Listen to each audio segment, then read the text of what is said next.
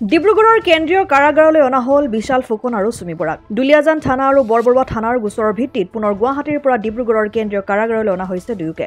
ডিব্ৰুগড়ৰ সত্ৰ ন্যায়াধীশ আদালতলৈ গুৱাহাটীৰ পৰা AS01 LC4312 নম্বৰৰ ট্ৰেভেলাৰত বিশাল আৰক্ষী বাহিনীৰ জৰিয়তে ডিব্ৰুগড়লৈ অনা হয়।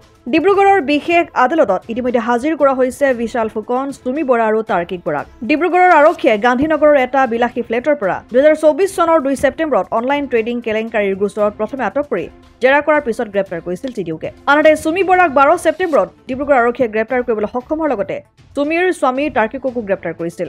মুখ্যমন্ত্ৰীৰ নিৰ্দেশত CID আৰু পৰৱৰ্তী সময়ত CBI-লৈ হস্তান্তৰ কৰাৰ লগতে 25 অক্টোবৰত গুৱাহাটীলৈ লৈ যোৱা হৈছিল। অৱশেষত বিশাল সুমিয়ে ডিব্ৰুগড়ৰ 352 নম্বৰ গোচৰৰ জামিন লাভ কৰিছিল যদিও বৰবৰুৱা থানাৰ 85/24 আৰু দুলিয়াজান থানাৰ 198/24 নম্বৰ গোচৰৰ জামিন লাভ কৰা নাছিল। শনিবাৰে পুনৰ উক্ত দুয়োটা গোচৰ সন্দৰ্ভত ডিব্ৰুগড়লৈ আনি ডিব্ৰুগড়ৰ সত্ৰ ন্যায়াধীশ আদালতলৈ অনা হয়। অসম আদিত্য, ডিব্ৰুগড়।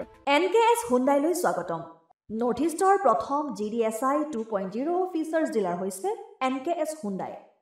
অত্যাধুনিক সা সুবিধাৰে তৈয়াৰী মষ্ট আপডেটেড হুণ্ডাই ডিলাৰ এতিয়া ডিব্ৰুগড়ত। আমাৰ NKS হুণ্ডাই ডিলাৰত open sales consulted room, customer ৰুমৰ লগতে পুৰণি গাড়ীৰ এক্সচেঞ্জ ফেচিলিটিও ৰখা হৈছে।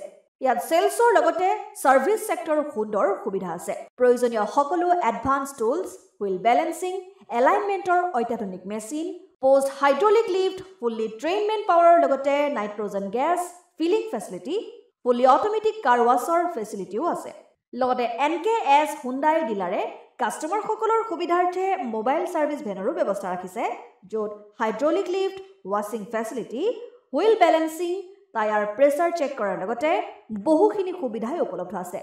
NKS হুণ্ডাইলৈ আহক আৰু সুবিধাসমূহ গ্ৰহণ কৰক।